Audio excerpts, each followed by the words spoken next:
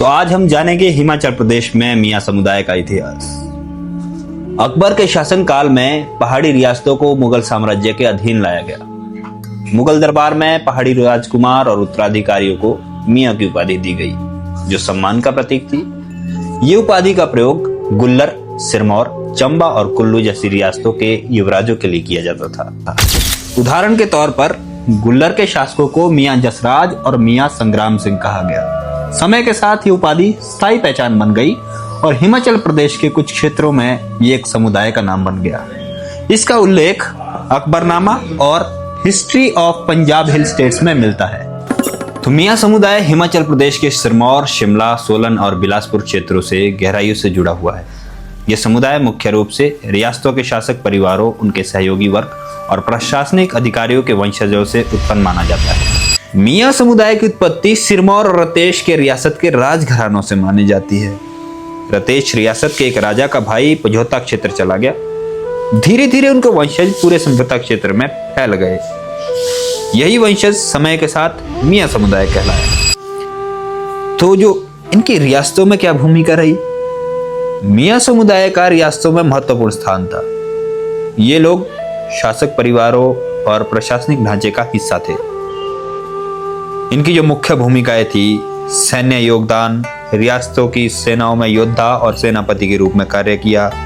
गोरखा युद्ध जो हुआ 1815 के समय, उसमें भी मियां समुदाय के योद्धाओं ने भाग लिया।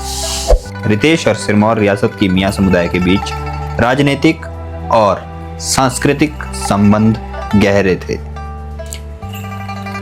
ये आपसी संबंध ने मियां समुदाय को भी उच्च स्थान दिलाया। पझौता क्षेत्र में रहने वाले मियां समुदाय को रतेश रियासत का प्रतिनिधि वंश माना गया। इसी प्रकार नारंग क्षेत्र का मियां समुदाय को सिरमौर रियासत के प्रतिनिधि का वंश माना जाता है। हिमाचल प्रदेश का मियां समुदाय किसी न किसी रियासत के प्रतिनिधि का वंश माना जाता है। अब बात करते हैं ब्रिटिश काल। 1815 में गोरखा और अंग्रेजों के बीच युद्ध के बाद अंग्रेजों ने हिमाचल की रियासतों को अपने अधीन ले लिया।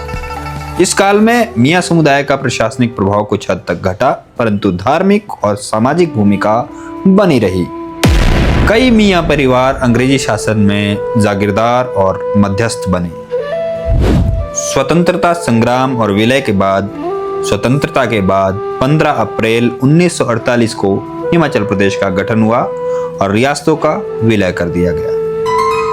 रियासतों की राजनीतिक शक्ति समाप्त हो गई, लेकिन मियां समुदाय अपनी सांस्कृतिक और धार्मिक परंपराओं को बनाए रखा। पझौता क्षेत्र, ठियोग, कोटखाई, जुब्बल, नारंग आदि क्षेत्रों में आज भी मियां समुदाय का प्रभाव है। ये लोग अब आधुनिक शिक्षा, व्यवसाय, राजनीति और सरकारी नौकरियों में भी सक्रिय है।